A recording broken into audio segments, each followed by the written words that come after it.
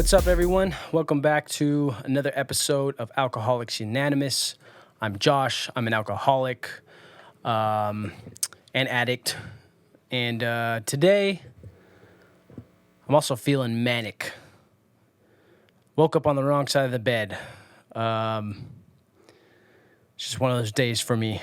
As well as being an addict and as well as being an alcoholic, I also am undiagnosed, but pretty certain I have bipolar depression. So what does that mean? Episodes of pretty bad depression and episodes of pretty manic feelings. It's not necessarily good or positive.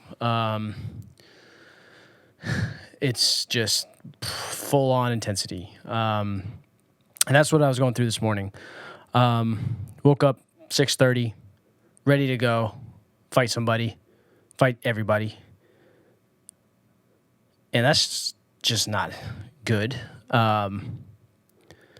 Started out from a dream I was having, which was a borderline using dream, but I didn't use in the dream.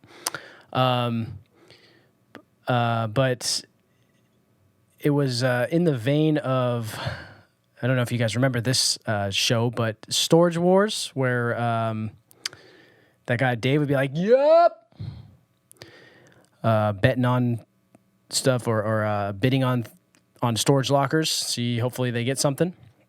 For some reason in my dream we were doing this. I don't know why. No idea. But in my dream, there was somebody behind me in this line that we were in to, I think, view the next locker. Actually, no, it was some check-in thing. And there was cops there. And the guy behind me in line goes, "Smoke weed?" I was like, "Nah, I don't smoke weed." And then when he got to the front, he had one like a vitamin bottle, but that was filled with some kind of pills. I'm not sure what it was, but it was just pills in there. And the other one was a weed container. And when we get up to the front, he goes, "Hey, hold on to these for me. Give me these back when get these back to me when we're out through the line." I told him no. I was like, "No, it's on you, bro." He left them anyways. And so I get through the line, check in, and they let me go. And there was the two containers on the counter, and the cop looked at one of them, and it was the pill bottle, and he took that, and he just threw it in the trash. Didn't say anything, didn't look at it, didn't acknowledge it, really, just threw it in the trash. And then I saw that. I didn't say anything in the dream. I just kind of let it go.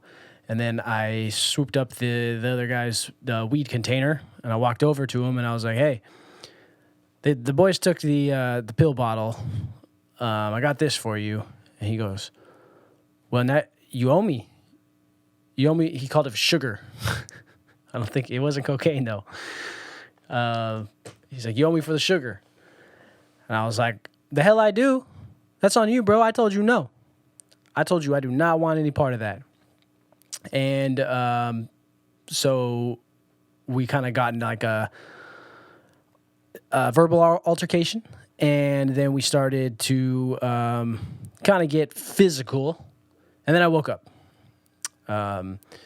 And every single time when I have a dream, I wake up just drenched in sweat, head to toe, drenched. Could be a good dream, could be a bad dream, could be whatever. And I'll just be drenched in sweat, and it's just freaking annoying, especially when you got to change your and wash your sheets every damn time. And I literally just washed them yesterday, so that freaking sucked. So guess what's in the washer and dryer right now? But anyways, woke up, and on top of this, I guess I've been having some sleeping problems. I'm only like 22 or 23 days completely clean and sober. So I guess it's expected that my sleep patterns would be all messed up. So anyways, I woke up and I knew I was supposed to have an appointment with my clinician, one of my doctors who is not specified for really anything other than kind of helping you get over these hurdles of when you first get clean, because your body's changing, your body's trying to adapt to what's going on inside, the new chemical makeup that it now has, and what basically, your body's just trying to adapt and figure it out. So weed has been my sleep aid for years, and on last 2.5 3 weeks, 3 weeks, I haven't had it, and so that has been messing me up. A few nights ago, I just didn't sleep at all, just ran the clock in circles. Stayed up till, that's not true. I actually did get about 2 hours of sleep from 8 a.m. to about 10 a.m. I got a short nap in, but I set an alarm to wake myself up at that time because I just knew, like, if I fell asleep then and slept a whole 6 to 8 hours, it's not going to be good for me coming off of that. So I just fought through it and, did the rest of that day. I felt okay, otherwise. But still, yeah, I just was, kind of messed up from that. So I've been trying really hard to get my sleep pattern back to some sort of normal. Anyway, so yeah, I woke up, a couple hours early for my appointment that I was supposed to have, which was at 8:30 this morning. Turned on the TV when I woke up, and just kind of watched some things and nodded off a little bit. And then my appointment happened. Kind of just went over some of the things that I've been feeling. Hey, the sleep's been my biggest thing that's messing with me right now. I got a job starting on Monday, so it's in person. I'm going to have to go into the office. I've been working remote for the last 2 years now, a little over 2 years. So I've gotten accustomed to that life and, waking up 5 minutes before I have to go to work, smoking weed the entire time, and then going to sleep, and just kind of repeating that process. So it's not something that I really thought about that much. That my sleep, that I wasn't getting that great of sleep.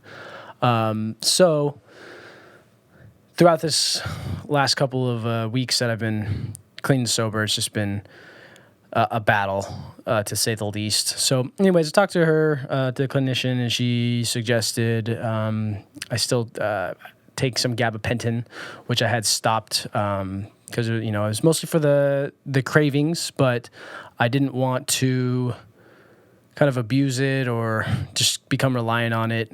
So I had stopped that about a week and a half ago. So she was like, yeah, let's get back on it for the sleep. If you don't need it for the daytime, for the cravings, great. You don't need it. And so that's my plan, I guess. We'll see how that goes. Just talked to her today. I picked up my prescription today. So we'll see how that goes. I guess I'll keep you posted next week, how things are going. Also got to figure out like how I'm going to be recording this podcast, because it's basically a 7:30, 8 a.m. to 6 p.m. will be my kind of lifespan, driving, commute time included.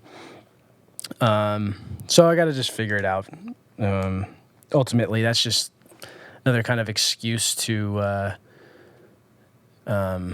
towards this. So I'm not going to let that get in the way. I'll get home, be able to record in the evening. As long as I have my setup already here and good to go, it's all I need. So anyways, woke up feeling like that, did my appointment, went to the gym, and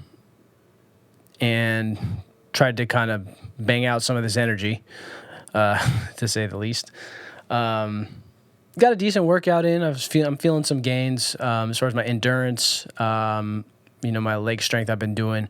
The bike, stationary bike, I love the stationary bike. The not the ones with all the fancy incline, this and that. I just like the hand crank resistance one, because that one goes backwards. And I'll tell you what, if you haven't done it, I dare you to try. Warm up, do about 5 minutes regular, and the resistance that's comfortable for you. And then definitely crank it down a little bit with the resistance and go in reverse. Your legs will be burning instantly, and you'll be like, what the hell is going on? And I've heard it helps a lot with your knees and everything like that, and kind of those stabilizer muscles. And I've definitely noticed it, like even just going up and down the stairs on my apartment complex here. I feel it. I feel kind of like, ooh, that's nice. I'm just more pep in my step. So anyways, hammered it out at the gym. After I did the bike, I did, what did I do? I did chest and tries today and some Bulgarian squats just randomly. Those are always fun. Those ones kind of get those same muscle groups. I'm really trying to work on that. So I did that. I also had some coffee this morning too, which I probably shouldn't have. I woke up with plenty of energy, had 2 cups of coffee, more like 1.5 cups. I never usually finish the second one. But yeah, anyways, went through that. The whole time kind of was feeling a little amped and a little crazy. But then after I did my workout, I went to go get some food, go get a little bit of breakfast. And this is all probably by 11 a.m. that I'm getting breakfast. Placed my order. It's just like these little, when I'm in these weird states, it's just like these little things just piss me the hell off. And one of them was the guy brought out 2 orders for me while I was waiting that were not mine. And, so I got something simple. It's like just a bagel, ham sando with some eggs, some cheese. You know what I mean? I got some of that. But he comes out with this like burger. I'm like, hey, that's not what I ordered. He's like, oh, I'm sorry. Yeah, this is somebody else's. Not a big deal. Just like, I just ordered. Whatever. People forget things. I'm not mad at him. But then he comes up to me again with another order that was just a salad. And I was like, hey, no, I got a breakfast bagel, a ham sandwich, whatever you want to call it. And that's when I started to get irked. And it's just stupid little things like that. It's just like, why don't you understand?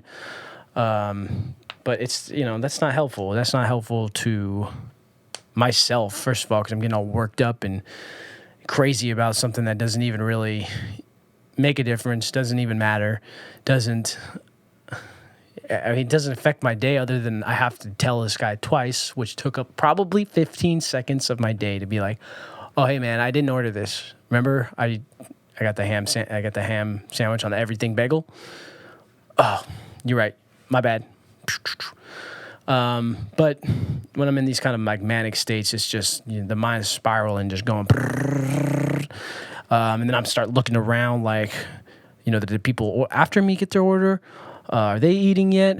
They should just start. it's like it feels like the universe is against me, which is silly. But this is how it feels sometimes. So, anyways, got my food, came back home, ate that. Went to, and then hopped in the car after I finished that, went to the pharmacy. On my way to the pharmacy, it's just like, I honestly think this is true, but I think throughout the pandemic, people got worse at driving and just cutting in and out and it's just annoying. And I live in the SoCal area, Long Beach specifically. Y'all some crazy drivers, okay? There could be this much space and you're coming in. Not safe for you. Sorry, you're not coming in. But you'll make it happen, and that pisses me off. Again, why? Why does it make me mad? Why is it something that I'm just like...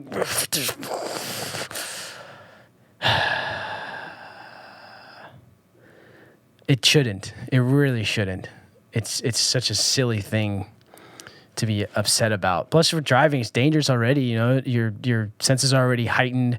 You're going faster than you go in everyday life, and you're in a car, and it's dangerous. And there's people walking around, and bikes driving, and motorcycles. You never know when a tweaker's going to jump out from behind a car out here. So you just got to be on the lookout. And so your senses are already heightened. I think that's probably why it just upsets me when these things are happening. I'm like, but anyways, get to the pharmacy, and I know what you're thinking now. Well, Josh, there's probably a short line for you there, isn't there? Nope. No short line. Not at all. It was the deepest line I've ever seen at the pharmacy. And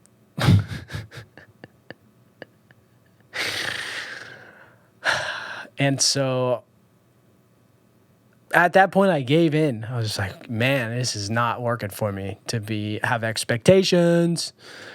That's what I was doing. I feel like I was having expectations. So I just gave in. I was like, you know what? This is a perfect time to get caught up on some Pokemon Go. Pop it open. Oh, there's some new tasks to do. I got to catch a bunch of Bulbasaurs, Charmanders, Squirtles, whatnot. Things like that. Also, shout out to the OG 150 Pokemon. I mean, it's just simply the best. Can't beat them. And lo and behold, as I'm playing, this line is moving. It's moving quick. Boom, boom, boom, boom. And so I get up to the front, the pharmacist, and I'm just like, man, Thursday's a spot to be around here. She starts laughing, and I'm like, I appreciate you guys working through so quickly. It really, really kind of turned my day around. And she's like, oh, well, I hope you continue to have a good day. And it just kind of made me feel good. And I, stopped and just had that moment of like, hey, some appreciation here. I'm alive. Things are great. I'm doing a lot to help myself and support myself and take things in the right direction. So I took that moment to like appreciate and so kind of reset a little bit what I was feeling. On the drive back, I really tried my best to be patient. Tried to put on some music that some calming music. I'm a big reggae fan. And I mean, I like all music. But reggae kind of has a special place in my heart. It's so warm and inviting. Problem is, they talk about weed every song, all day long. It's just weed, weed, weed, weed, weed. So sometimes I'm just like, all right, bro. But I found, a couple songs that I like that, and there's just one specifically. It's called Lost in the Cold. It's not really even a reggae song. It's more like ska. It's called Lost in the Cold. It's by Twiddle, I think. Twiddle. I think that's how you say it. And it's a song that speaks to me. I do feel like it's around addiction. I don't know. I haven't really looked up the meaning behind the song, or if there's any information out there. It's kind of a smaller band, but shout out to y'all because I really connect with that song. Starts off, he says like I'm lost and I can't seem to find my way home. And then he's just talking about like this thing. He never says what it is, but he says this thing is like taking him away from his family, his friends, his abilities to do anything. Which for me, it's like, that's addiction. That's what alcohol did for me. So I really connect with that song, and I put that on and played it a couple times, like repeated it, whatnot. And I noticed that I started to feel like kind of sad, which honestly might have been a little bit of a key to how I'm feeling now throughout the day, which is a lot better. But it kind of counteracted that manic, like, go, go, go, I'm right, the world is wrong, fuck everybody, that feeling that I had. It kind of like counteracted that and just allowed me to, I don't know, it brought me back to earth a little bit, humbled me in a way. So I don't know if that's the healthiest way of dealing with things. I've heard from a few counselors and a few people, it's like, avoid those things that make you sad and avoid those things. But it's like, for me, I think that actually helped. Because there's like, when you're in this manic state, it's like I said earlier, it's not really happiness. It's not like Jim Carrey where his mania is just, it's not that for me. The mania part is just whatever it is full board. It could be that, but it also could be anger. It could, determination sometimes. And it just takes over and I feel like I'm not me. That's when I feel like the least amount of me I feel is in those stages. So when I did listen to those songs, I kind of noticed that like, oh, maybe this is a little bit of how you fight it off. You kind of have to sprinkle in some of the stuff that brings you down almost. And it doesn't bring me down. It just kind of struck me in that way. But it also, I think what it does is it has that connection feeling. It's like, okay, somebody else has felt the way I feel sometimes, and it just kind of made me, brought me back down to earth in a way. So anyways, that was a weird kind of thing that I took from today. So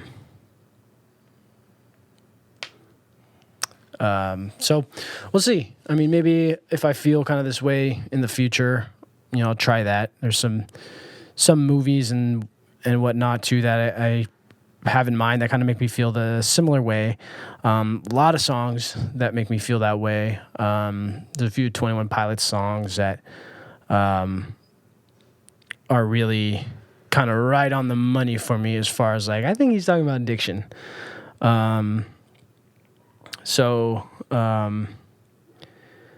Anyways,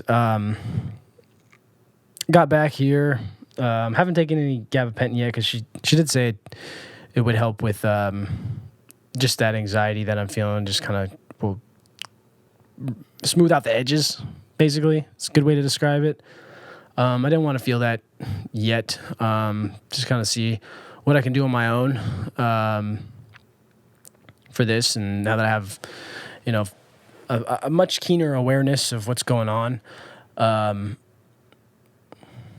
I guess I got to pat myself on the back a little bit because I do feel proud of myself for kind of recognizing how I was feeling and trying different things to get myself out of it. And, I did. I got out of it. I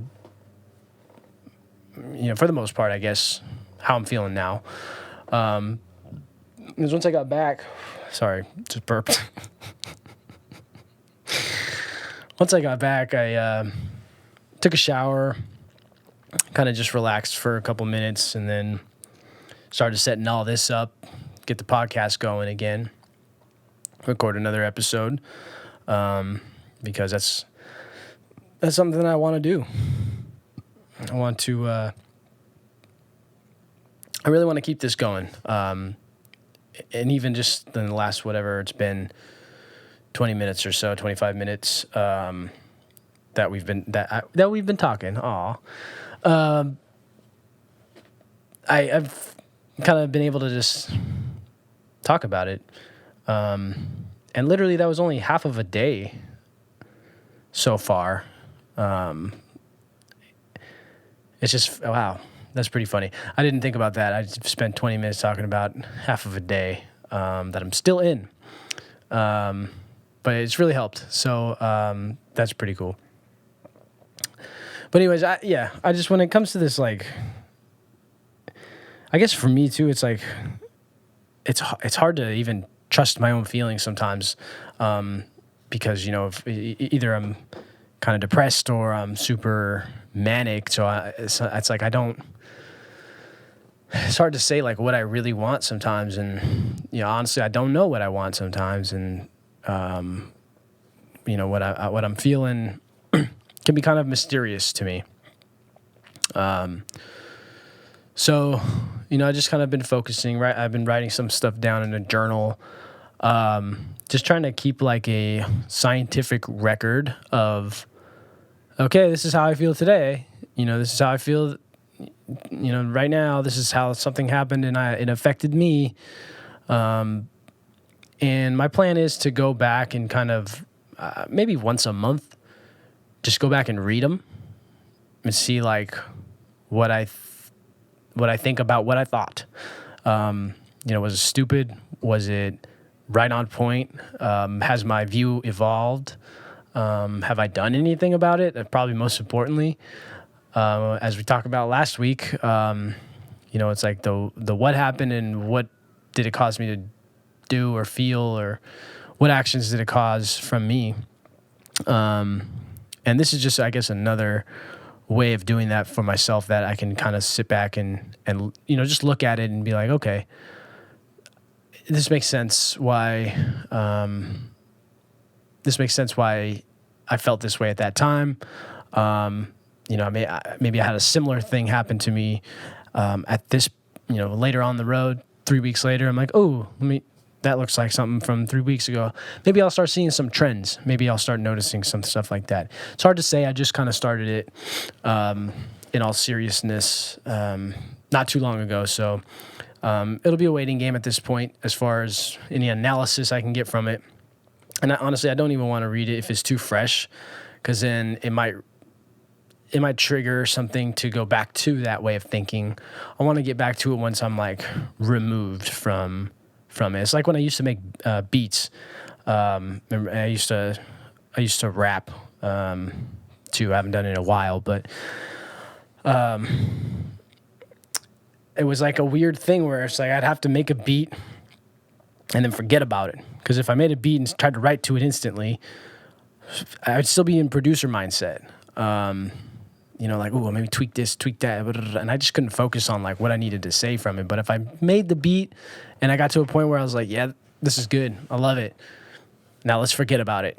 Just tuck it away in the look it up later file. And then when I would go back to those files later on, I would have this completely blank, fresh feeling towards it and be like, ooh, this is inspiring me to do or say this. Or this is taking me down this avenue, or this is something that I'm like, oh, fuck, like, ooh, that's crazy. I was dead on with that shit. But it always took me that a little bit of time to get comfortable with it. So I'm taking that same approach to this. You know, just get the shit out, blot it on the page. Don't look back at it. Just get it out. It's almost like free writing. Get it out of your brain, and then boom, you got it out. And you know, I'm gonna kind of forget about it until it's time to go back in and read those. And then I guess we'll see we'll see what comes about from that. I think it's going to be helpful, especially for someone like me. My mind's in 1,000 places at once, and as much as I want to focus on that, I can't all the time. And if you're listening, I'm sure you have that issue too, where it's like, God, there's just so much you got to pay attention to and be aware of, and it just kind of takes over, especially in this day and age. It's just 50,000 things happening all at once, and it's not easy to mental health isn't easy. I always think about like, oh, it would have been easier 100, 200 years ago to feel okay, because there's just like less stuff, right? But then I also think, like, if I was an alcoholic 200 years ago, I'd probably be freaking dead. They would have said I was cursed, a demon, casted me out like a leper. So that wouldn't have been good. Definitely not. But truth be told, there was a lot less going on. As far as input and stimulation, I'm sure there was tons of stuff you had to get, take care of yourself, like getting water and getting food and making sure you don't have an infection in your toes. I don't know why I picked that, but like today, last night when I was making my bed, I gave myself a little scratch here. That could kill me 200 years ago. Right? I'm getting a little off topic with that, but I guess the point is, right, there's just was less things there to get in the way. So now, I mean, you can't just escape the world. I guess you could, but I don't have the means or resources to do that. Plus, I don't do well in isolation, so that would not be good. So I got to figure out a way. How can I keep myself in this, this mind state? I got to check in with myself. I got to make sure I go kind of above and beyond right now, because I don't know where that threshold is, or what I need to do to be sane and okay and happy and healthy, kind of on a regular basis. I don't know what that threshold is, so I got to push it. It's like a pendulum. You got to push it as far as it can go. And then you could, once it swings back the other way, you'll see how far it goes, and you kind of have to, find that balance. So you kind of are ticking away nicely, and not really getting too caught up with any particular thing. So yeah, that's what I'm doing. Kind of nervous about this, the job. Actually, my first day will be when this episode drops. So, wish me luck. Send me your prayers and thoughts. Just kidding. You don't have to do that. But, it's just be in person. And that's something that I've kind of been longing for. Just been missing people and being around people. I had a lot of fun when I was working in the office before. There was about a 6-month period before COVID happened that I was sober and working in the office. And I still have fun. It was great. And then after all this time, kind of on during this pandemic, it's been not necessarily tough all the time, but more recently it has been just kind of isolating. You don't really get to interact with anybody, especially kind of, I'm in a new city. I've been here for almost 3 years, but 2 of those years have been working remotely, with one of those years where everything was shut down, so you really weren't even allowed to socialize. And so it's kind of like a homecoming, maybe, I guess, homecoming party for me. of me finally getting back out into the world. So nervous, but excited. And not really worried about, possible triggers or relapsing at all. I'm strong. That's not going to be an issue. I'm not going to get peer pressured. In fact, when somebody gets, when they get more pushy, so do I. So peer pressure does not work on me. In fact, does exactly the opposite. If you wanted me to do something, you just sprinkle it in there, walk away, and then it'll poison my brain and you'll have me. Just kidding. But no, seriously, I don't think I'm not going to be messed up as far as trigger wise, as far as that goes. Really, ultimately, I'm just working through my addiction medicine classes, which is 3 days a week. Right now, they're all virtual. I'm going to try to make a Monday in-person meeting. We'll have to see if that's even possible for me at this point with my work schedule. I don't know. But I'm going to have to make time. Like I said earlier, there's not really anything that's a valid excuse at this point, because it's just an excuse. Like, do I want to get help and support and have a community of people who are kind of in the same position as me? Yes, I do. So I'm going to have to figure something out. And my counselors are like super supportive.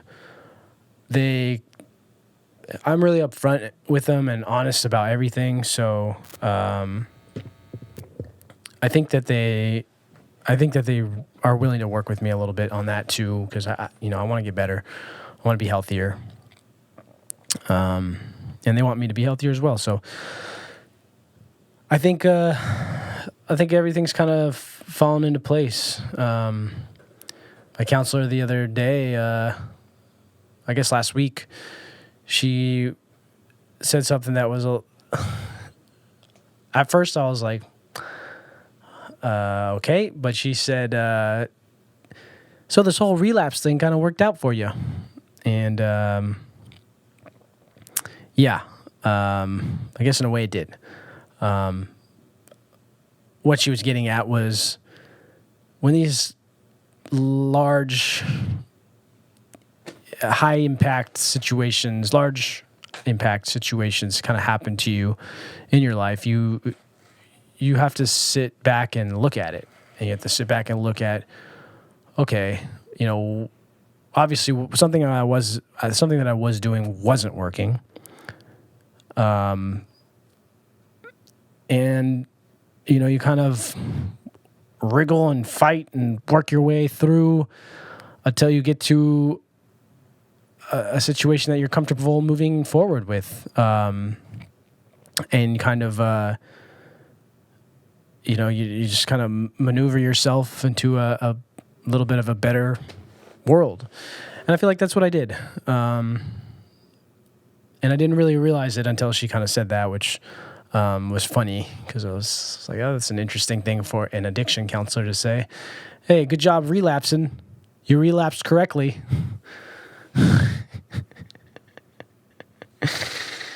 And I guess I did, because it ended up working out. I got this new spot and new situation starting, and so, anyways, yeah, I don't know. I think this is probably a good place for me to end it. The podcast episode. Nothing else. Sorry. That's a really bad joke.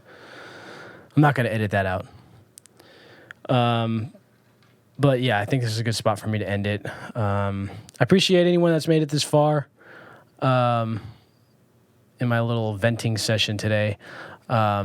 This helps me, even if no one's listening, which I know there's some people listening, and I appreciate each and every one of you. Some of you have reached out to me on social media and whatnot, and have expressed some really positive feedback to me, and thank you. I appreciate you just listening. The feedback is amazing. To hear these stories from people that I even know but don't really know super deeply. It's cool to hear these things from those people, because it's like, oh, you and I are alike. We have something that is maybe some other people wouldn't be able to connect on, and so that's really what life is about, is cherishing those little moments. So thank you to everybody who has been tuning in, look forward to seeing you guys next week.